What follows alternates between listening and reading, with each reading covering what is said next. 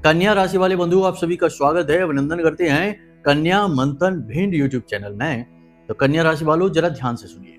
राहु के राशि परिवर्तन के बाद, अतिचारी गुरु की चाल होने के बाद भूल कर भी मत जाना इन 3 स्थानों पर।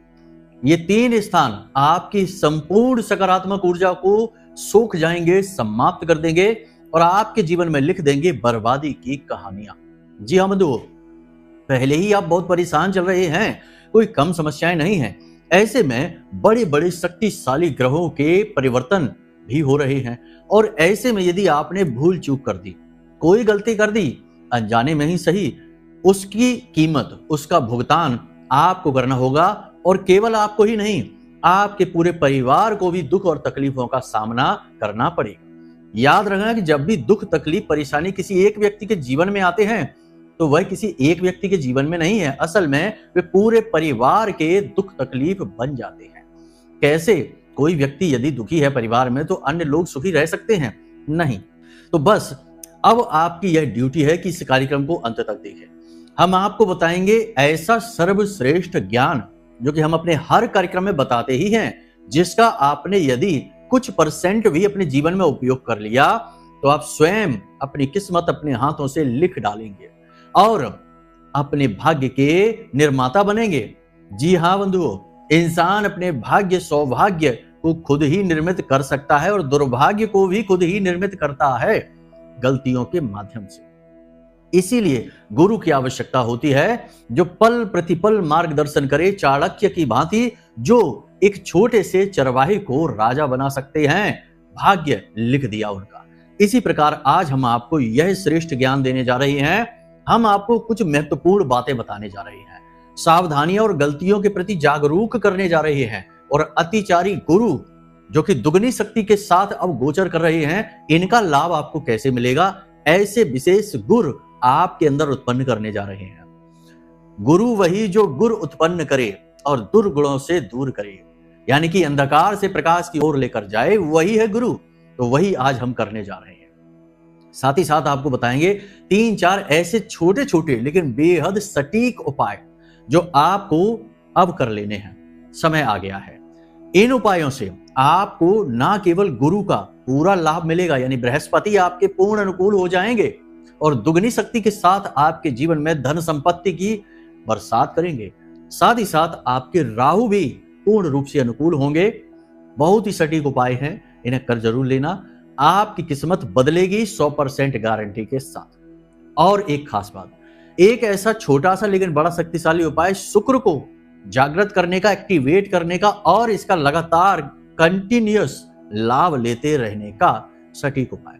मतलब कि आज का यह कार्यक्रम ना केवल मुसीबतों से बचाएगा आपको, बल्कि आपको लेकर जाएगा जगमगाते हुए कामयाबी के उस पथ पर जिसकी आपने हमेशा तमन्ना की है, हमेशा सपना देखा है।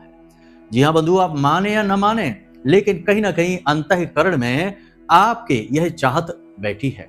जी हाँ, सुख की चाहत, शांति की चाहत, धन वैभव की चाहत और तरक्की की, आपका रुतबा दबदबा बने, इस बात की।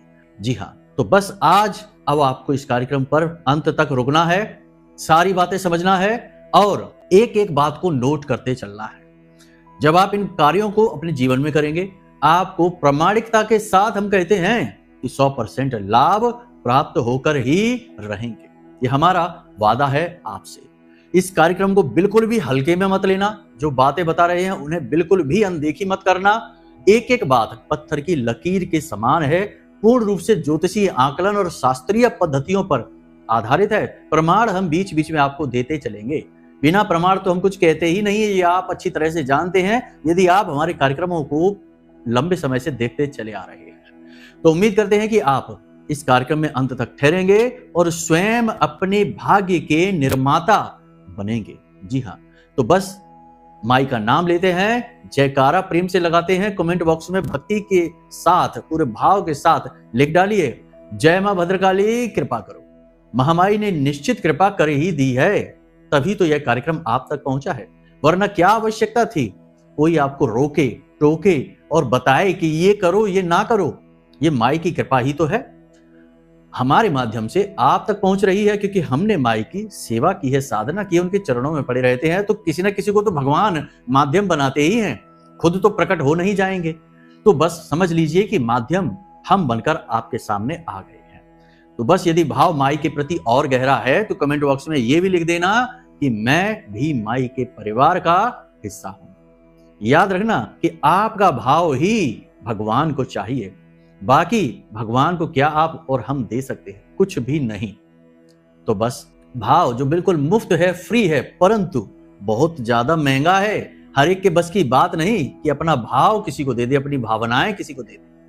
हाँ, छोटी छोटी बिना मतलब की बाहियात चीजों में तो भाव बहुत दे देते हैं कि मोबाइल चाहिए, कार चाहिए, इसका उसका प्रेम चाहिए, इन सब में तो पूरी भावनाएं दे देते हैं। लेकिन जब नाम आता है महामाई का, भगवान का, अपने आराध्य का, तो वहां केवल डिमांड की एक लिस्ट पकड़ा देते हैं। भगवान हमें नौकरी दे दो, पैसा दे दो, उन्नति दे दो, ये दे दो, वो दे दो। भाव नहीं, भाव की ही बात हम करते हैं। बाकी तो भगवान सब जानते हैं कि किसको क्या चाहिए और किसे क्या नहीं चाहिए, ये भी जानते हैं भगवान।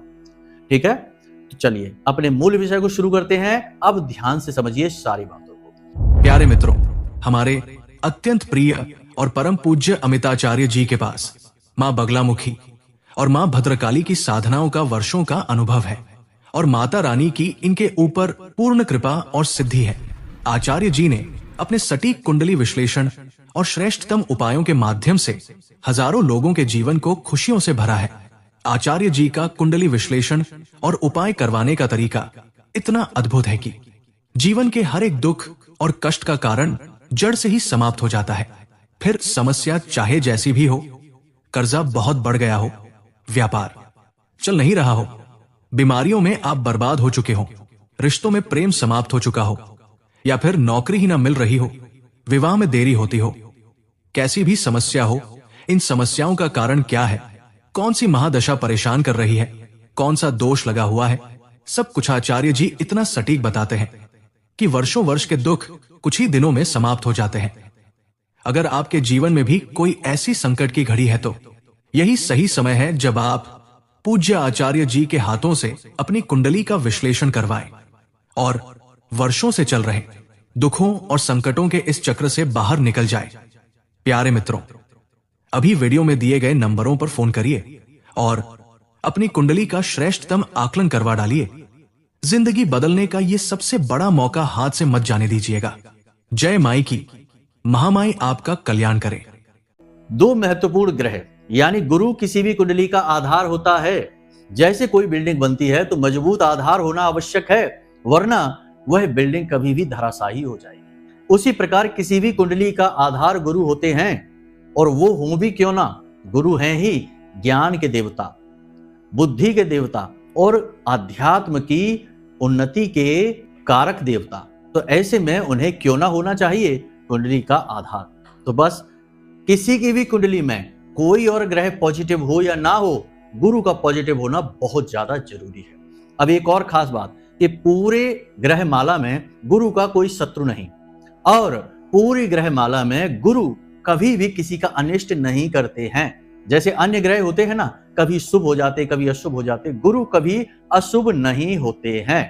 ये गुरु की महिमा है। आप यहीं से समझ सकते हैं कि कोई शत्रु नहीं, कोई अनिष्टता नहीं। हाँ, एक बात जरूर है कि गुरु यदि वक्री हैं, अस्त हैं, तो इनका प्रभाव कम जरूर हो जाता है। ठीक बिल्कुल वैसे ही कि यदि आपके भौतिक गुरु कोई हैं, उनके पास आप चले जाएंगे तो वे आपको ज्ञान और प्रेम ही देंगे, कभी आपके बारे में अनिष्ट नहीं कहेंगे, ना आपको अनिष्ट होने देंगे।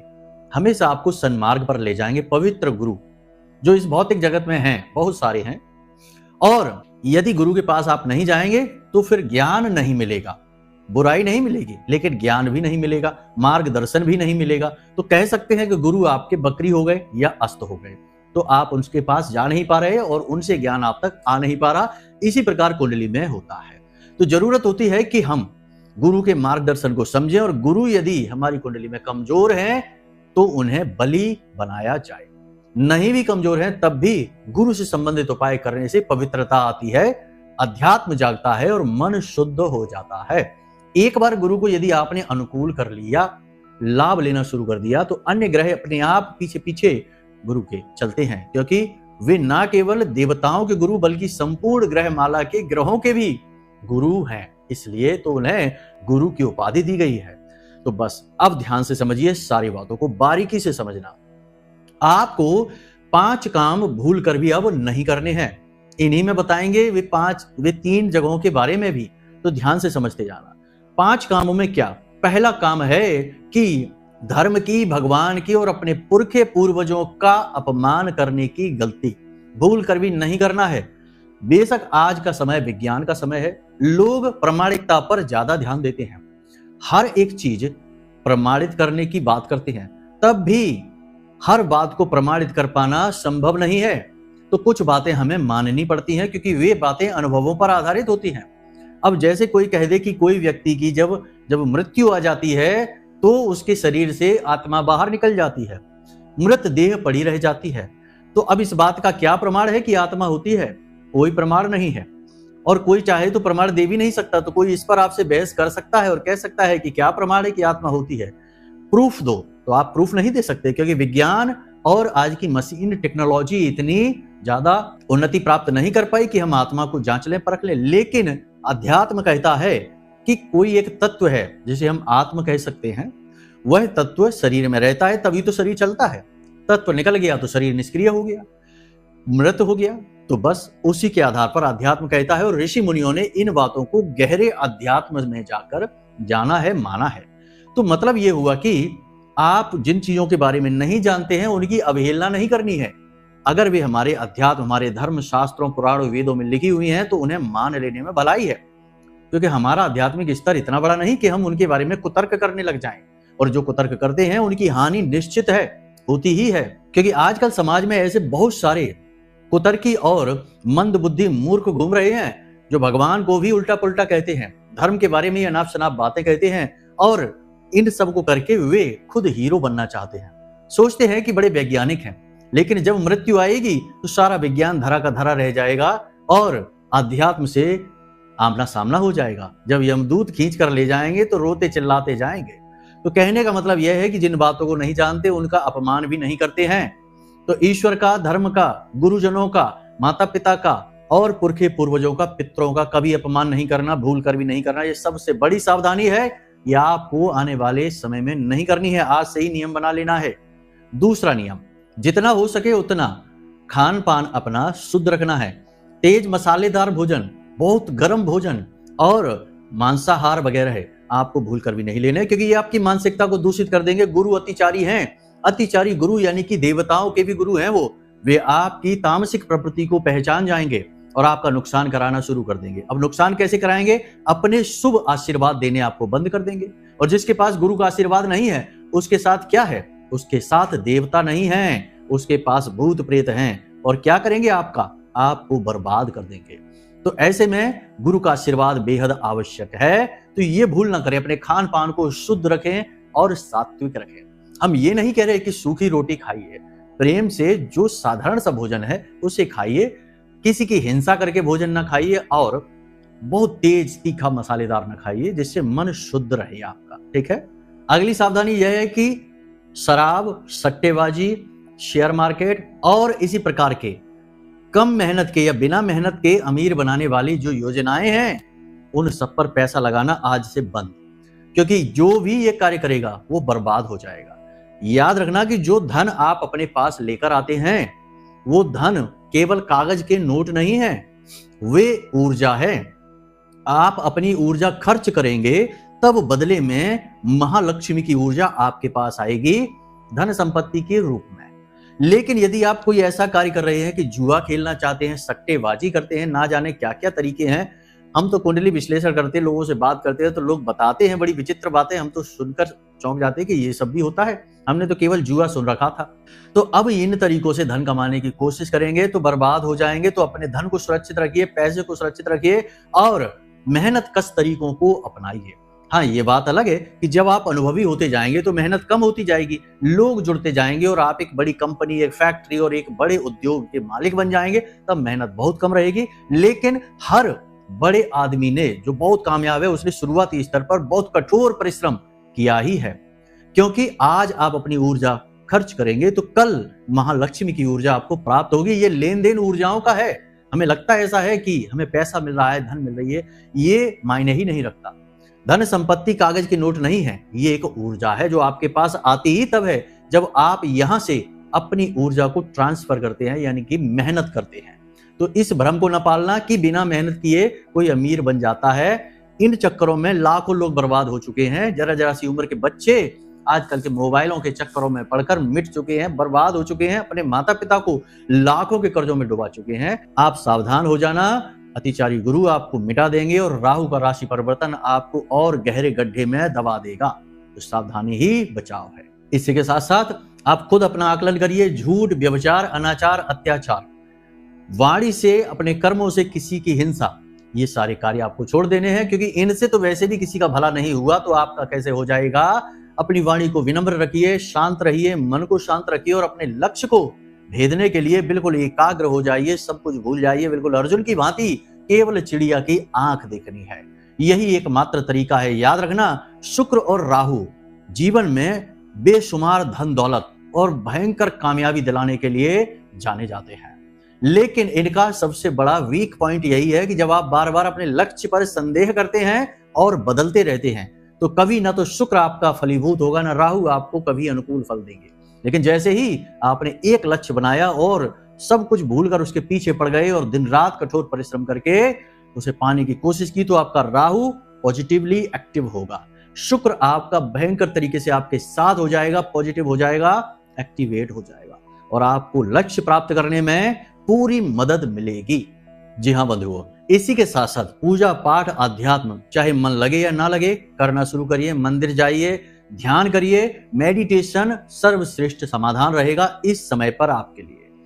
अब हम आपको बताते हैं कि दान करना ही है तो किन चीजों का करें ताकि आपका गुरु और आपका राहु अनुकूल हो जाए। काले रंग के वस्त्र अपने माथे से लगाकर मंदिर के बाहर भिखारियों को दान कर देना, राहु पॉजिटिव हो जाएगा। और पीले रंग के खाने के सामान, यानी कि पीले रंग का प्रसाद भगवान को चढ़ाकर छोटे बच्चों में और कन्या में, छोटी कन्याओं में जिनकी उम्र 9 वर्ष से कम हो, उन्हें खाने के लिए देंगे, आपका गुरु अनुकूल हो जाएगा। इसी के साथ साथ आपको अपने घर में गुरु को स्थापित करना है, शुक्र को स्थापित करना है और राहु को भी स्थापित करना है।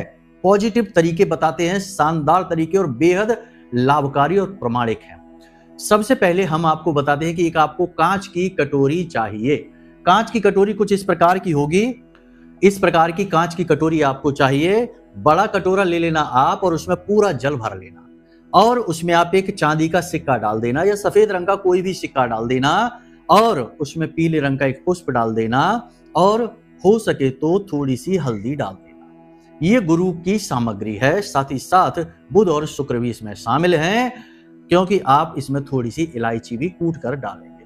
आपका मन है नहीं डालना है ना डालिए, कोई बात नहीं। तो आपने ये सारी सामग्री तैयार की, अब इसे खुला ही अपने घर के ईशान कोण में रख लीजिए। ईशान कोण आप जानते ही हैं, पूर्व दिशा और उत्तर दिशा के बीच में जो कोना बनता है उसे ईशान कोण कहते हैं। उस कोने में इसे रख लीजिए। आपका गुरु एक्टिव हो गया।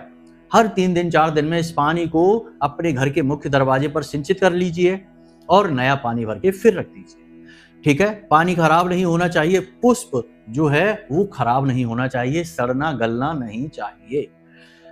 आप अपनी कुंडली में भी गुरु की स्थिति को देखें और याद रखें, यदि आपको थोड़ी बहुत कुंडली देखनी आती है तो यह और भी ज्यादा सटीक हो जाता है कि गुरु आपकी कुंडली में कहां बैठे हैं।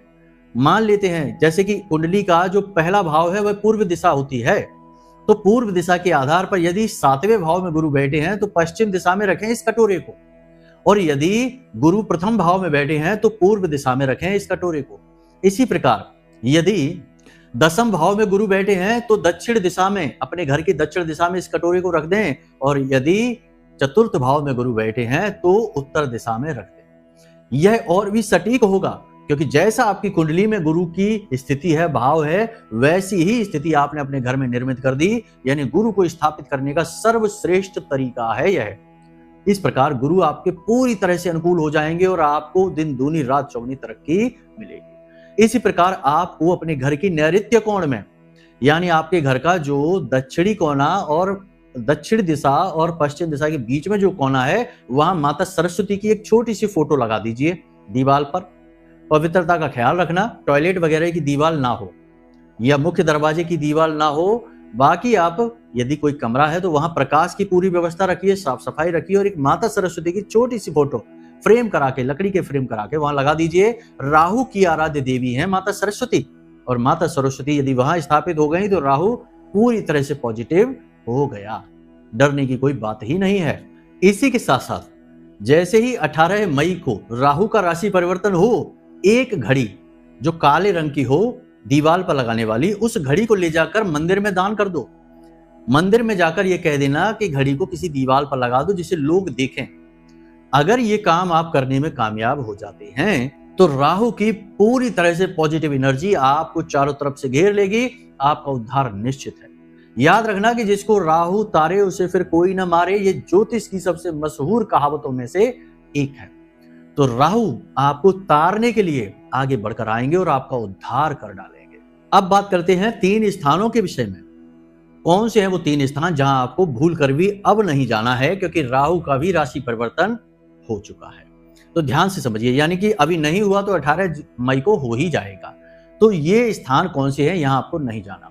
सबसे पहला स्थान कि जहां जुआ या शराब या सट्टेबाजी का कार्य हो रहा है, क्योंकि ये जो जगह हैं यहां राहु पूरी शक्ति के साथ स्थापित होता है निगेटिव तरीके से। यानी राहु पूर्ण रूप से निगेटिव और पूर्ण रूप से पॉजिटिव भी हो सकता है। तो यहां पर राहु की पूरी तरह से निगेटिव एनर्जी होती है, यहां आपको भूल कर भी नहीं जाना है।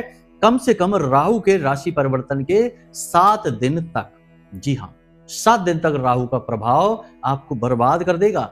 वो रूपरेखा बन जाएगी कि आप पूरी तरह से मिट जाएंगे। तो ऐसे स्थान पर आपको नहीं जाना है। दूसरा स्थान शमशान घाट या कब्रिस्तान। राहु के राशि परिवर्तन के 7 दिन के अंदर अंदर इस स्थान पर भी आपको नहीं जाना है। ये अंत की शुरुआत है, और अंत की शुरुआत यानी जहां अंत होता है वहां पर यदि हम पहुंच जाएंगे तो वहां पर भी बहुत निगेटिविटी होती है और राहु निगेटिवली एक्टिवेटेड रहता ही है। वहां आप पहुंच जाएंगे तो आपका राहु कितना भी आप उपाय करके पॉजिटिव कर लेंगे, निगेटिव हो ही जाएगा।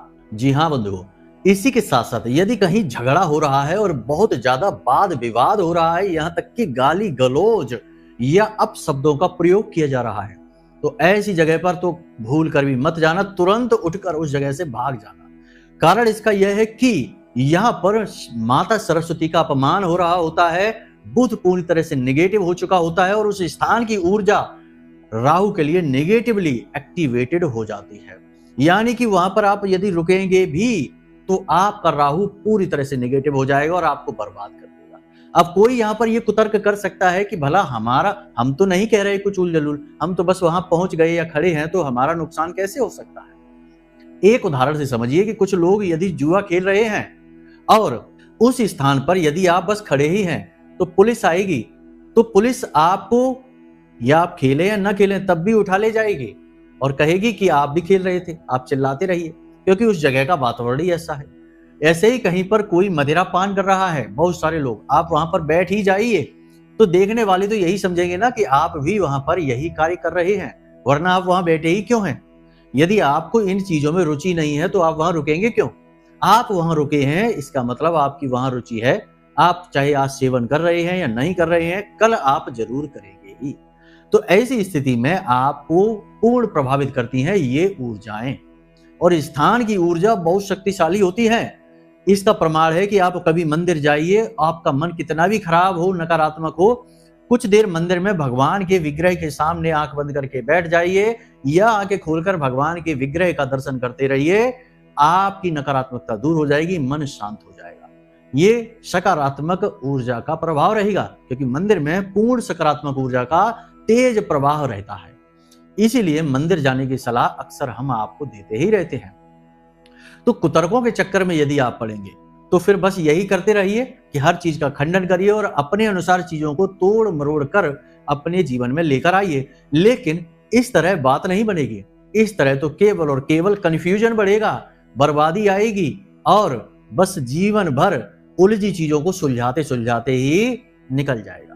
बेहतर यह है कि गुरुजनों के बताए मार्ग पर आंख बंद करके चलिए और सफलता आसानी से प्राप्त हो जाएगी और जीवन शुद्धता सकारात्मकता के साथ बीतेगा और अंत महामाई के चरणों में होगा, यह प्रभु के दरबार में होगा।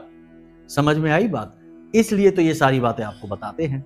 अब कुछ लोगों को तो अच्छी लगती हैं, जो बहुत कहते हैं कि गुरुजी आपने बहुत अच्छा बताया, धन्यवाद। और कुछ महामूर्ख कुतर्की बस आकर उल्टे सीधे कमेंट कर लेते हैं, मन भर लेते हैं अपना। कोई बात नहीं, महामाई जब उन्हें सद्बुद्धि देंगी तो अपने आप हाथ जोड़कर आएंगे माई के दरबार में, और माई उन्हें क्षमा करके फिर से उनका जीवन खुशियों से भर देंगे, क्योंकि माँ तो माँ है, वो किसी से वैर नहीं कर सकते। तो उम्मीद करते हैं कि सारी बातें आपको समझ में आ गई हैं। इन बातों का जीवन में उपयोग करिए और अपने जीवन को खुद अपने हाथों से सुंदर बना डालिए, क्योंकि सब कुछ आपको ही तो करना है। तभी तो तुलसी बाबा ने लिख दिया कि कर्म प्रधान विश्व करे राखा, जो जस करहि सो तस फल चाखा। तो बस अच्छा करिए, अच्छा फल चखिए, वरना नकारात्मकता के साथ नकारात्मक फल, बुरा फल तो मिलेगा ही मिलेगा। अब यदि मन में कोई प्रश्न उठे या कुंडली का विश्लेषण कराना है तो नंबर वीडियो में दे रखे हैं, इन नंबरों पर फोन करिए और हमसे कुंडली का विश्लेषण करके मार्गदर्शन प्राप्त कर लीजिए। चलिए बंधु, आज के इस कार्यक्रम को यहीं विराम देते हैं। हमेशा हंसते रहिए, मुस्कुराते रहिए, सकारात्मक रहिए, महामाई पर अपनी आस्था और विश्वास बनाकर रखिए, क्योंकि आपका उद्धार तो वहीं से होना है। प्रेम से बोलिए जय माई की। हमारे प्रिय और परम पूज्य आचार्य जी ने अपनी साधनाओं के अनुभवों पर आधारित शक्तिशाली उपाय और क्रियाओं के माध्यम से हजारों लोगों के जीवन को पूरी तरह से बदला है। आचार्य जी के द्वारा बताया गया हर एक उपाय इतना सटीक और कारगर होता है कि जो भी इसे पूरे भाव के साथ कर लेता है, उसे साक्षात महामाई की कृपा और आशीर्वाद प्राप्त हो जाती है। इसलिए निसंकोच इन उपायों को पूरे भाव के साथ करिए, आपका कल्याण होगा। जय माई की।